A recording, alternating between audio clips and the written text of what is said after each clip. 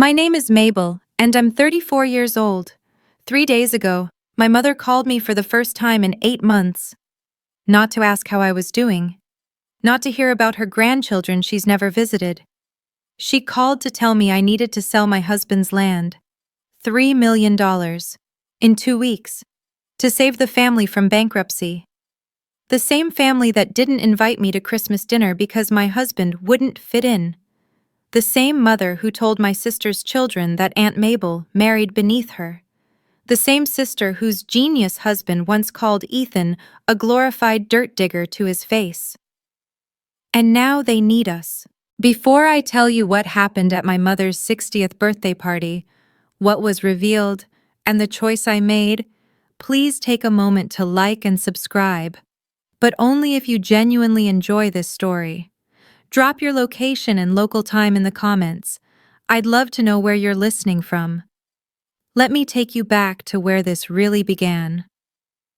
7 years ago, I was the daughter my mother bragged about at every garden party. Columbia graduate, junior analyst at a boutique investment fund in Manhattan.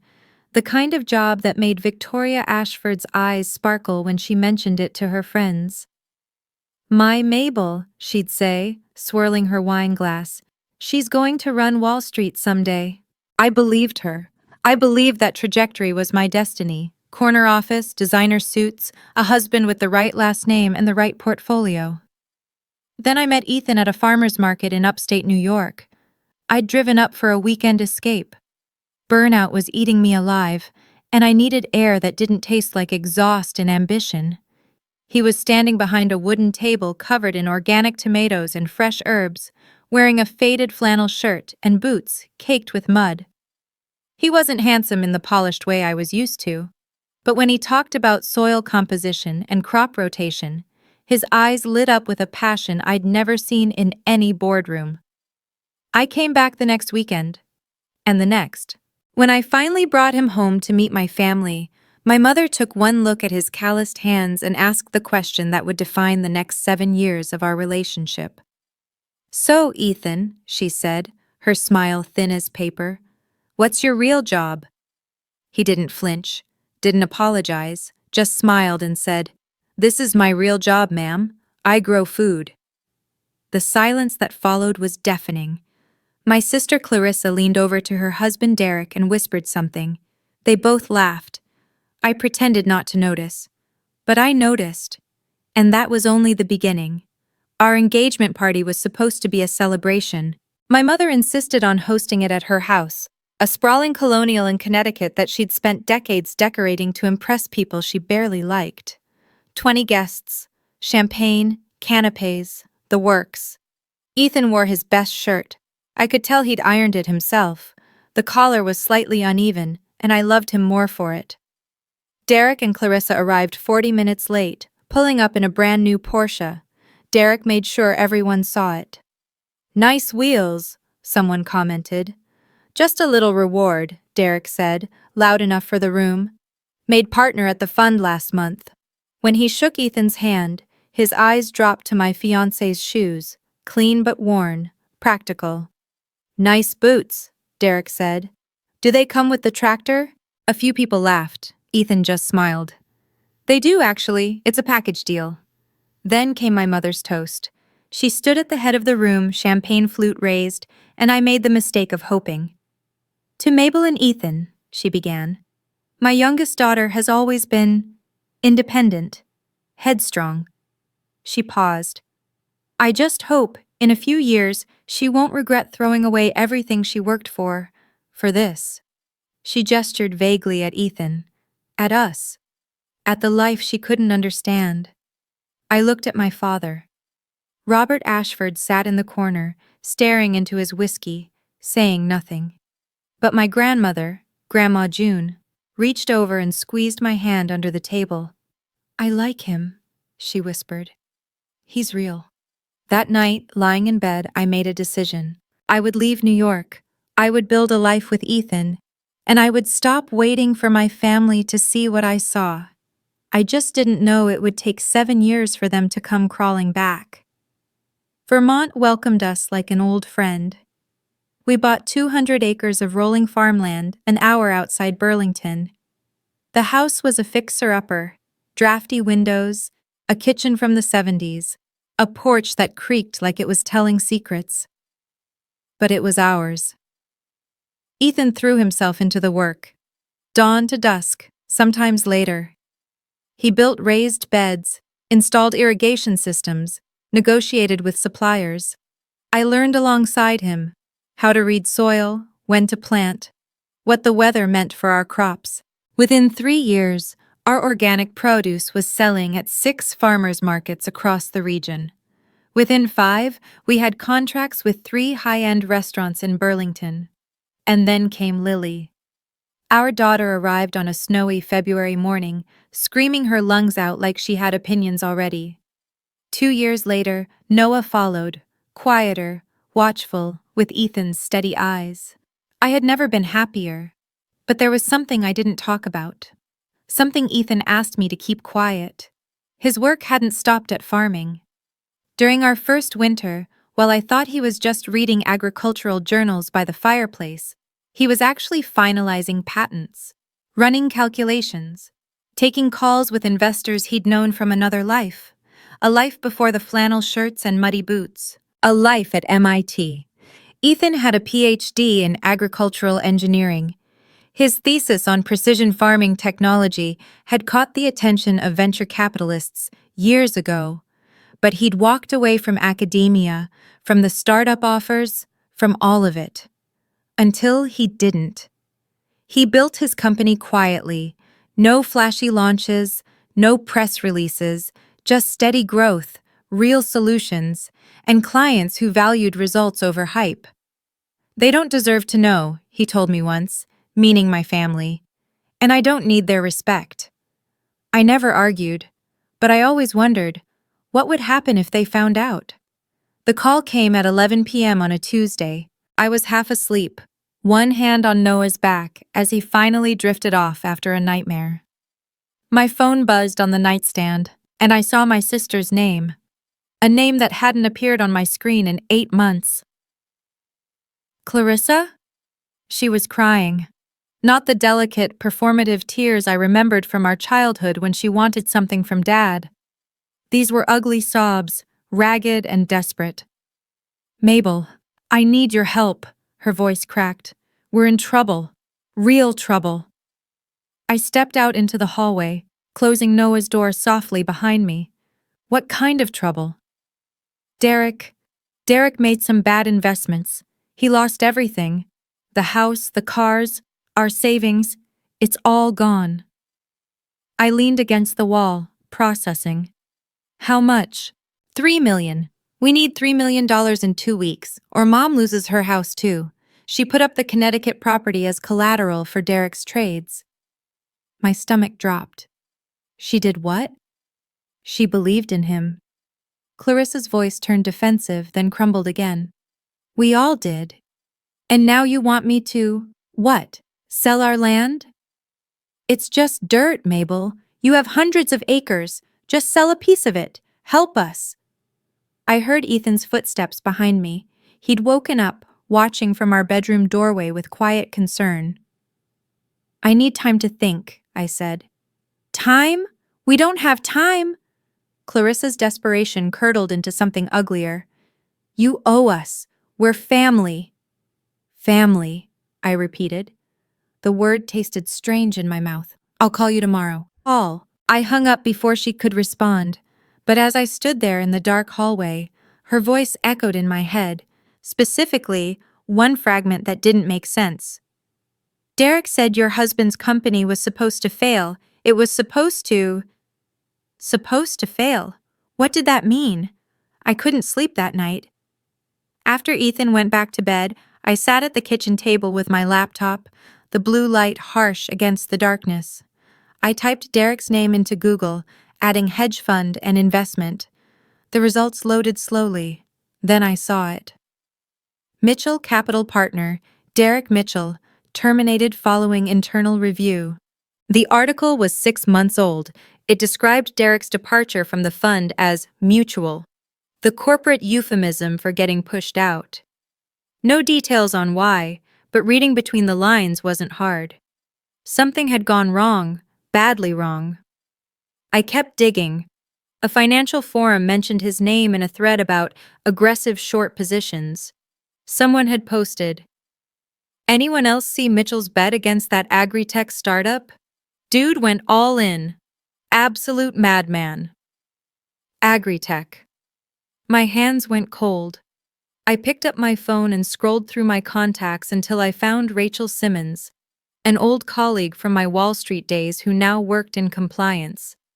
She answered on the third ring, her voice groggy. "Mabel? It's midnight." "I know, I'm sorry, I need a favor." "This better be good." "Derek Mitchell, you know him?" A pause, then a dry laugh. "Everyone knows Derek Mitchell, or knew him. That guy's a joke now." "What happened?" "Massive short position. He bet against some sustainable farming tech company, bet his entire net worth that they'd tank. And? Stock went up 340%. He got absolutely wiped." Rachel yawned. "Whoever runs that company must be laughing their ass off. Derek bet everything on them failing. Poetic, really." I stared at the wall. Whoever runs that company. "Thanks, Rachel. I owe you." "You owe me brunch. Call me next time you're in the city." I hung up and walked slowly back to the bedroom. Ethan was awake watching me. "You found out," he said. It wasn't a question. I sat on the edge of our bed, the phone still warm in my hand. "How long have you known?" Ethan rubbed his eyes, then sat up against the headboard. In the moonlight through our curtains, he looked tired. Not guilty, just tired. "About 8 months." 8 months. I let that sink in. "And you didn't tell me." "I didn't want to hurt you." He reached for my hand, and I let him take it. The quarterly shareholder reports showed unusual short activity. I had our CFO look into it. Derek's name came up. "He bet against your company." "Our company," Ethan corrected softly. "And yes, he did." I thought about all those years of sneering comments, the way Derek looked at Ethan like he was something to be scraped off an expensive shoe, the dirt digger remark that still made my jaw clench. "He wanted you to fail." "He needed me to fail." Ethan's voice stayed calm, but I heard the steel underneath. "He hated that you chose me over whatever he thought you should have chosen. Someone like him, I guess. It wasn't enough to look down on me. He wanted to profit from my destruction." "And you just let it happen?" What was I supposed to do, Mabel? Call him up and gloat? Warn him he was about to lose everything? Ethan shook his head. "The best response to people like Derek is to keep building. Let them destroy themselves." I thought about Clarissa's desperate phone call, about my mother's house on the line. "They're asking us to sell our land to cover his losses." "I know." "Losses he made betting against you." "I know." My phone buzzed. A text from my mother. "We need to talk. Come to my birthday party. It's important." I showed it to Ethan. He read it, then looked at me. "Do you want to go?" I did, but not for the reasons my mother expected. The next morning, while Ethan fed the kids breakfast, I found myself searching again. This time, I typed his company name, reimagined Technologies. The Forbes article appeared on the first page of results, dated 3 months ago. The MIT PhD who left academia to revolutionize sustainable farming. I clicked through and there was Ethan, not in flannel this time, but in a simple navy sweater, standing in front of a greenhouse filled with sensor equipment. The photo credit listed a San Francisco studio. He'd flown out for this and never mentioned it. The article detailed his journey. MIT doctorate at 26, offers from major tech companies he turned down, years of quiet development on precision agriculture technology. And then this paragraph. Agri-Mind Technologies, now valued at approximately $47 million, has disrupted traditional farming metrics by combining AI-driven soil analysis with sustainable practices. Founder Ethan Farrington remains notably private, preferring to let the company's results speak for themselves. $47 million.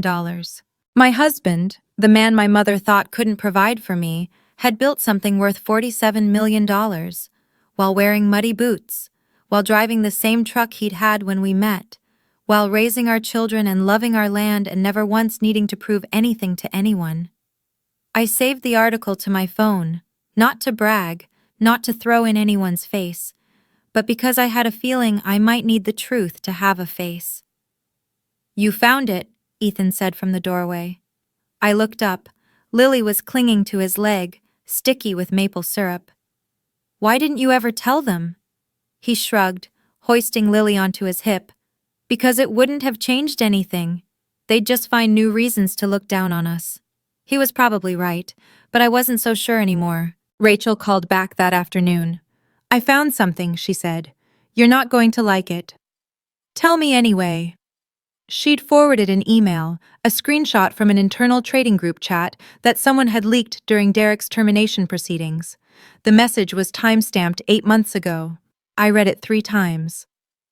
"My brother-in-law's little farm project is about to tank. Got solid info from an inside source. Their tech doesn't work at scale.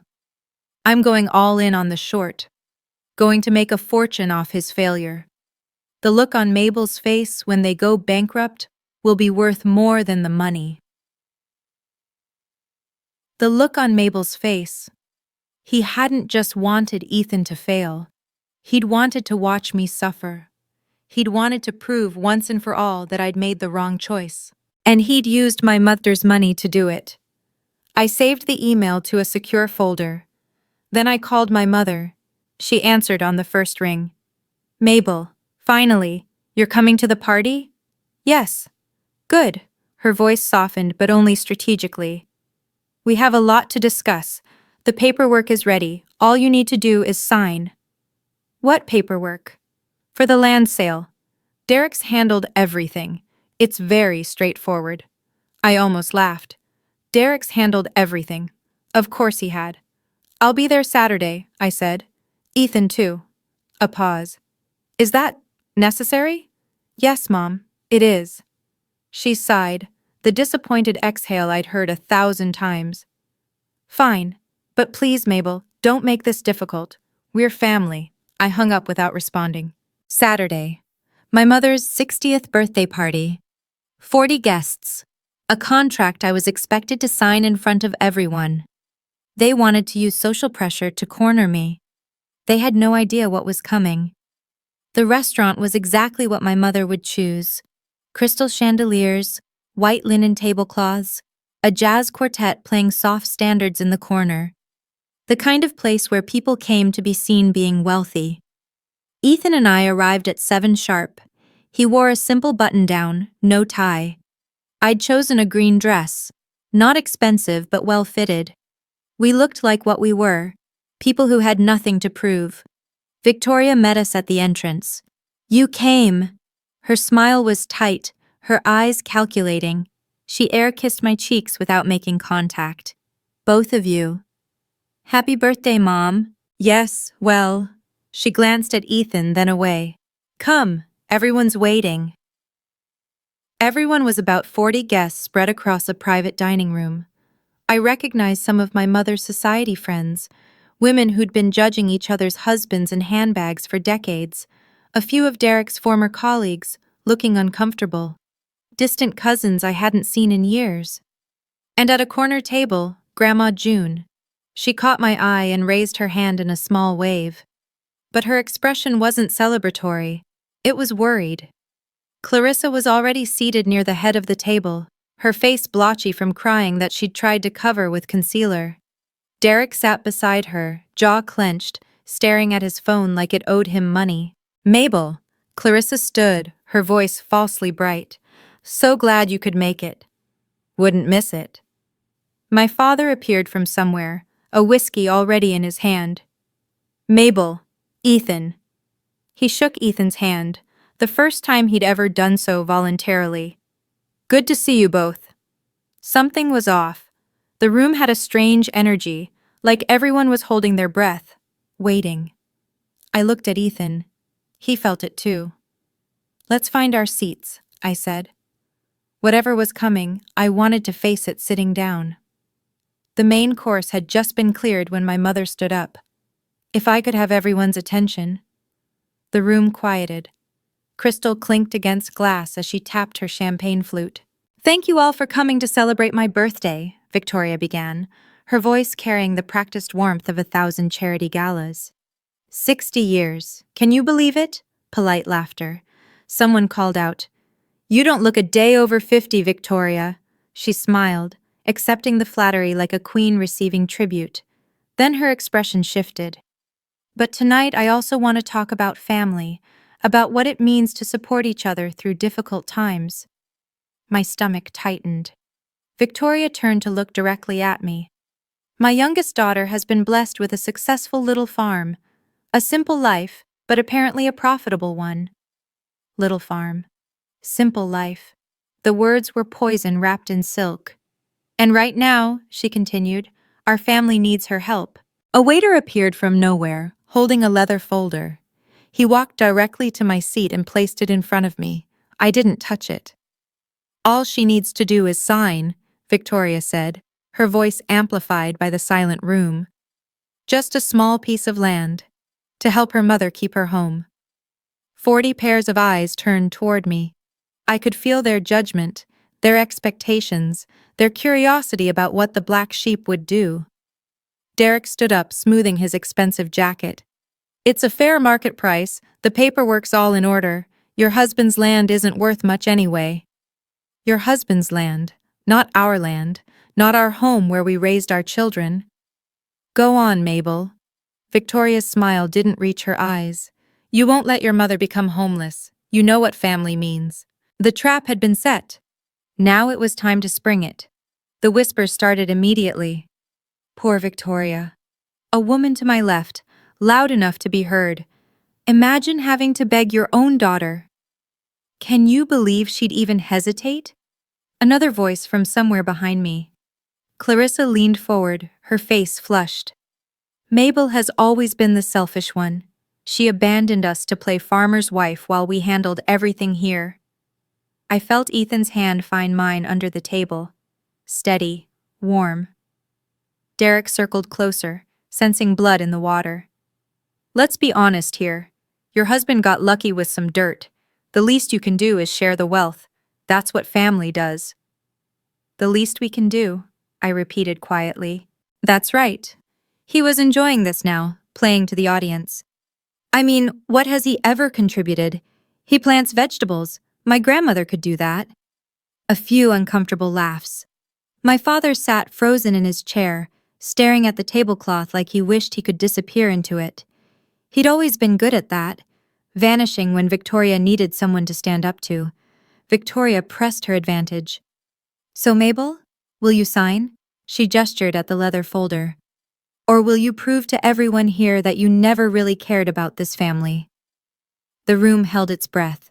40 people waiting for me to fold, to be the good daughter, to sacrifice what Ethan and I had built so they could maintain their illusions a little longer. 5 seconds of silence, stretched into 10. Then I stood up, but I didn't reach for the pen. Before I answer, I said, my voice calm and clear, I have a question for Derek. His smile faltered, just slightly. What kind of question?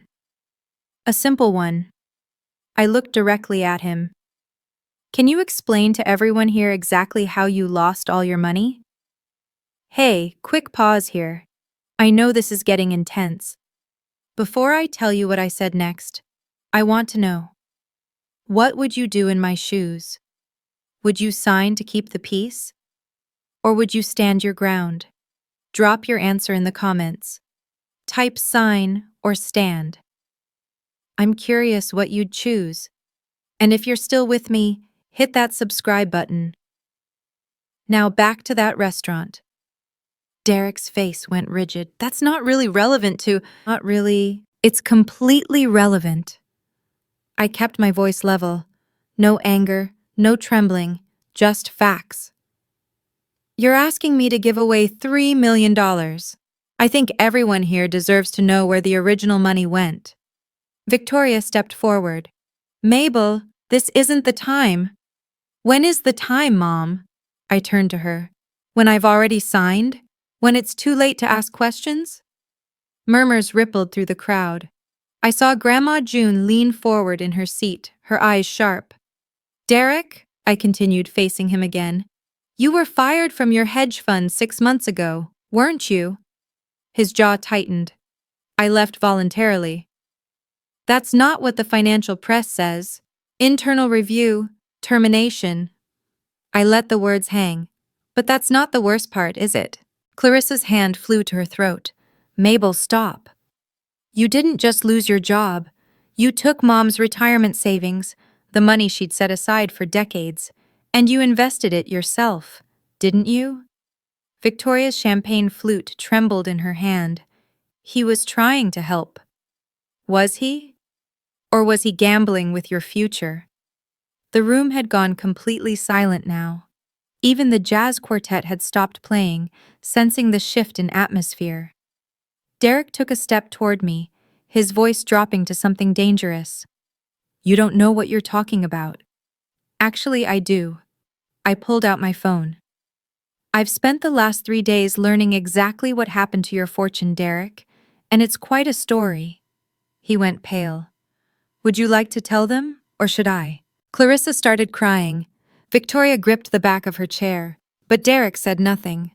So I continued. I opened the email on my phone. Derek made what traders call a short position, I explained, keeping my voice steady for the audience. That means he bet against a company, bet that its stock would crash. If it did, he'd make millions. This is ridiculous, Derek spat. You don't understand finance. I worked on Wall Street for 4 years, I reminded him.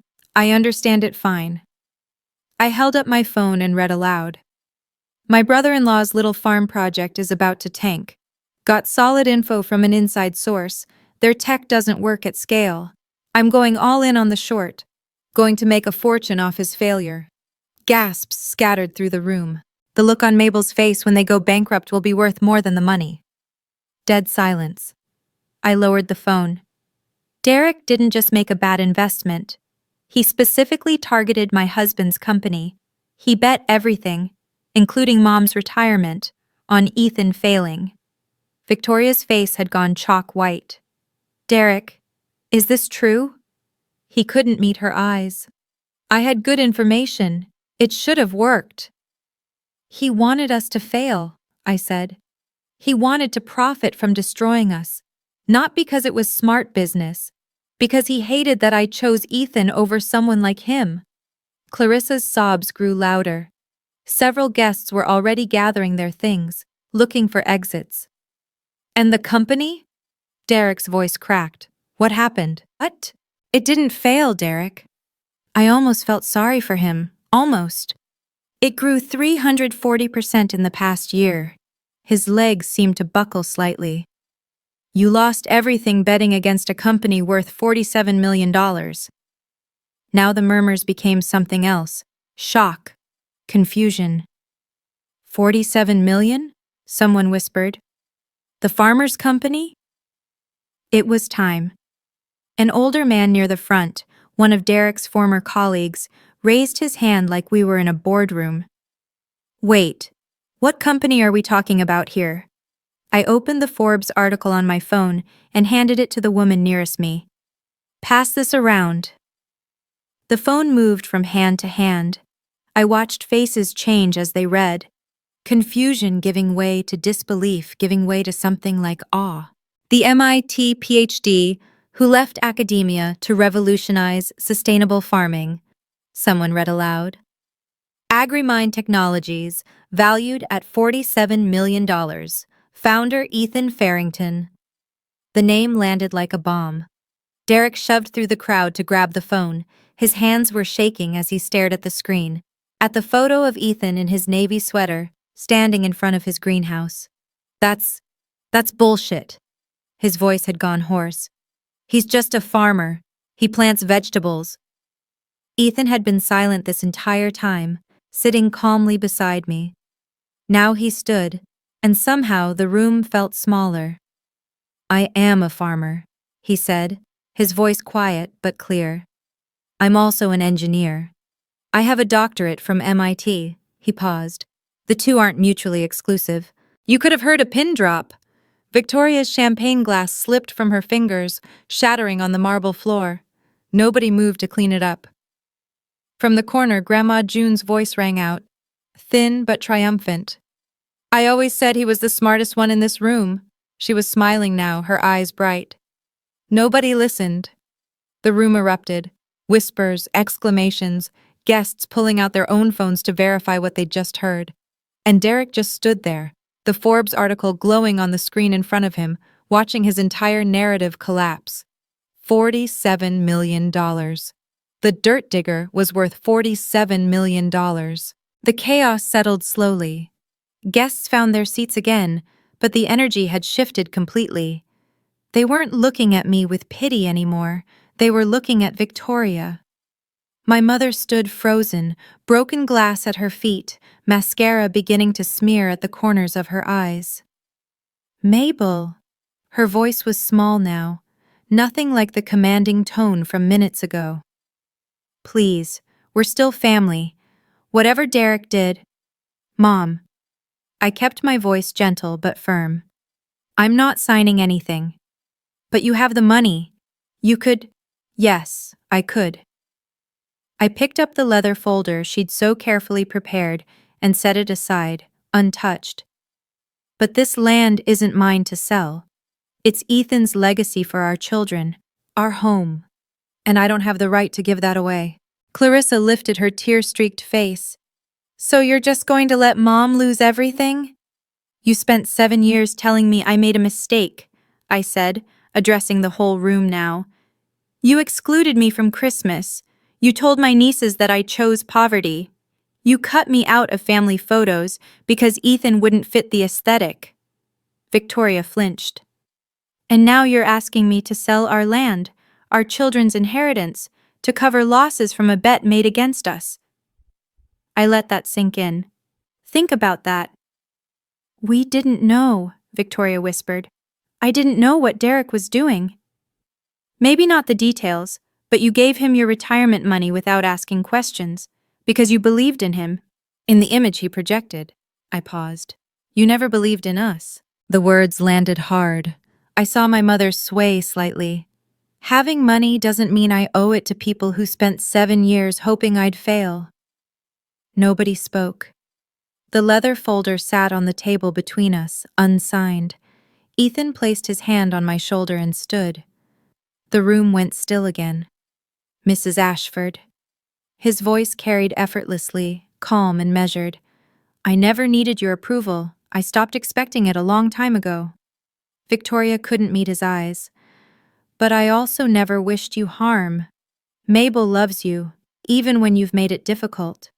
He let that settle. "So I want to make something clear." He took a step forward. "I won't sell our land. That's not negotiable. But I'm willing to help you keep your house." Victoria's head snapped up. "What?"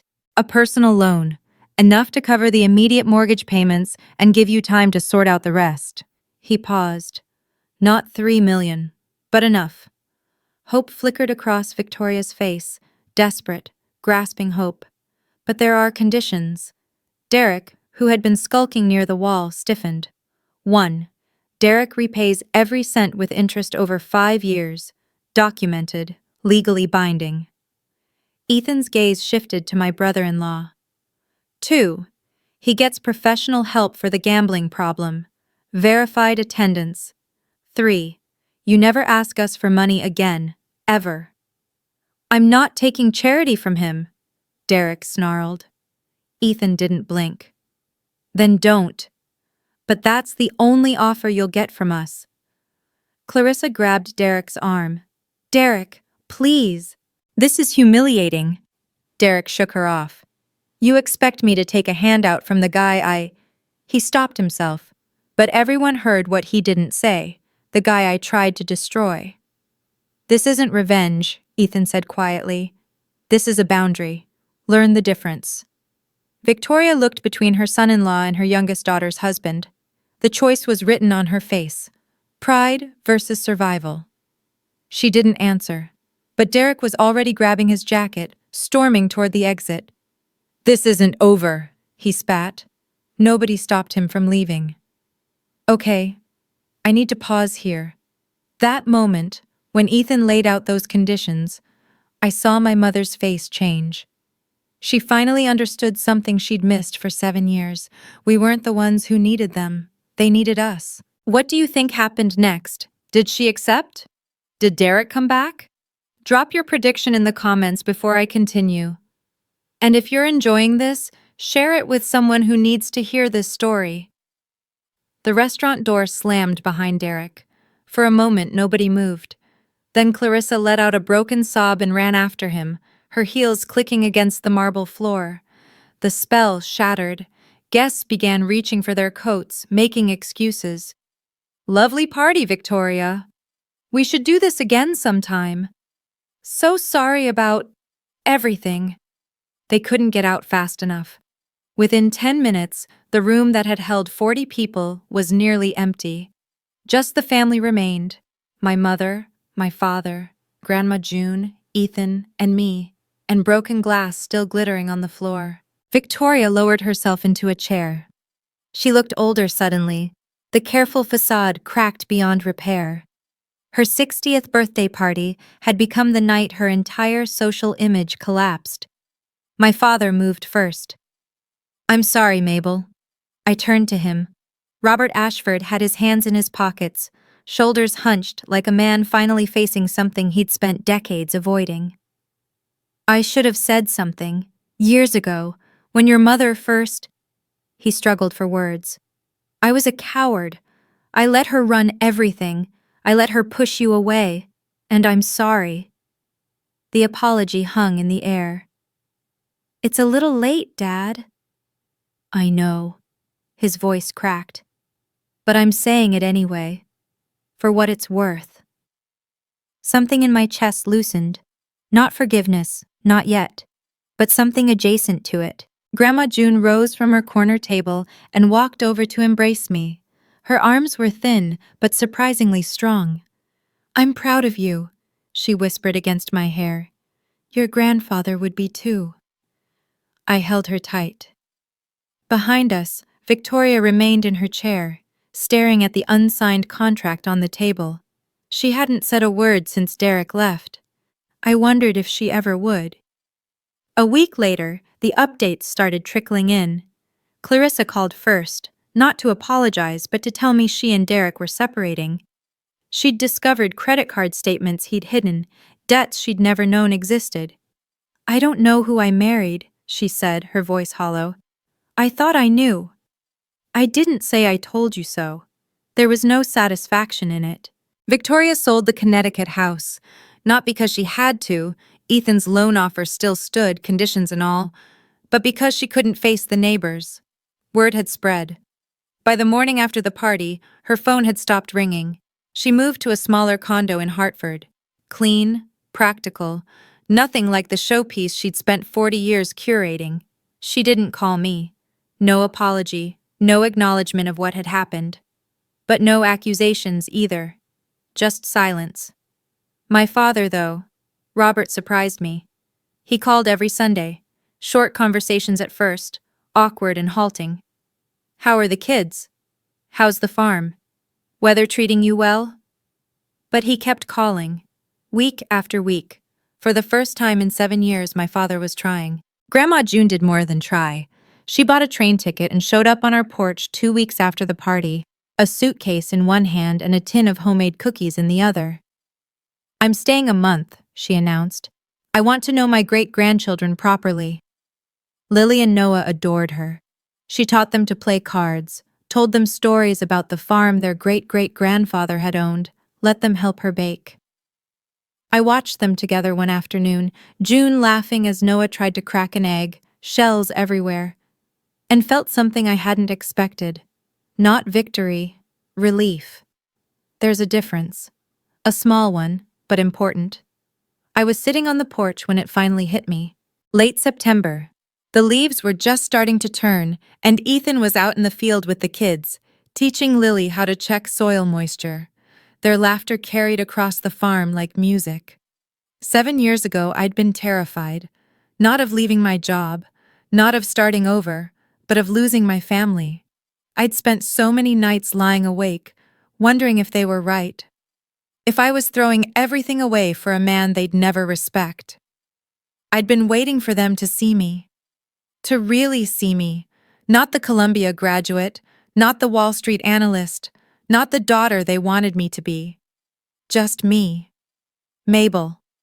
With dirt under my fingernails, and a man who grew tomatoes and happiness in equal measure. But I'd been waiting for people who were looking in the wrong direction. You okay? Ethan had appeared on the porch steps, Noah on his shoulders, Lily trailing behind with a fistful of wildflowers. Yeah, I smiled. Better than okay, actually. He sat beside me, settling Noah between us. Lily climbed onto my lap, presenting her flowers like treasure. For you, Mama. They're beautiful, baby. Ethan caught my eye. You're thinking about them. A little. And? I watched the sunset paint the fields gold. I think I'm done waiting. He nodded. He understood. Boundaries aren't punishment. They're protection. For yourself. For the people who matter. For the life you've built. I couldn't make my mother love me the way I needed to be loved. Couldn't force Clarissa to see past her own insecurity. Couldn't fix what had been broken for decades. But I could choose differently. I had Ethan, Lily, Noah, Grandma June, and a father who was finally trying. That was enough. That was more than enough. A month later, Grandma June came down for Lily's 6th birthday. We held it on the farm. Nothing fancy. Just a picnic table covered in wildflowers, a homemade cake with lopsided frosting, and enough laughter to fill a cathedral. After the candles were blown out and the kids had run off to chase fireflies, June sat beside me on the porch swing. I have something for you, she said. From her pocket, she pulled a small velvet box. Inside was a ring, antique gold with a tiny sapphire. Simple, beautiful. This was my mother's, June explained. And her mother's before that. I was saving it for the right moment. Grandma, not for you. She smiled. For Lily. When she's old enough. I want her to have something from the women who came before. I took the box carefully, feeling the weight of generations. Your mother might never understand, June said softly. She's too caught up in what things look like to see what they are. But I understand, and I'm glad, so glad, that you chose happiness over approval. I leaned into her, this tiny, fierce woman who'd been my anchor when everyone else drifted away. Thank you, Grandma, for everything. Just keep being yourself, sweetheart. She patted my hand. The ones who matter will find their way to you. The rest? Let them go. We sat in comfortable silence, watching the fireflies dance across the darkening fields. My mother hadn't called. Clarissa was still sorting through the wreckage of her marriage. But my father had sent Lily a birthday card with a check inside and a note that said, I'm sorry I missed so many. I won't miss more. It wasn't a perfect ending, but it was real. And real, I'd learned, was more valuable than perfect could ever be. Thank you for staying with me until the end. This story took a lot to share, but your comments and support make it worth it. If any part of this resonated with you, if you've ever had to choose between keeping the peace and keeping your self-respect, I'd love to hear about it. Drop your story in the comments. For more stories like this, check the video in the description. Until next time, take care of yourself. And remember, you're allowed to set boundaries, even with family, especially with family.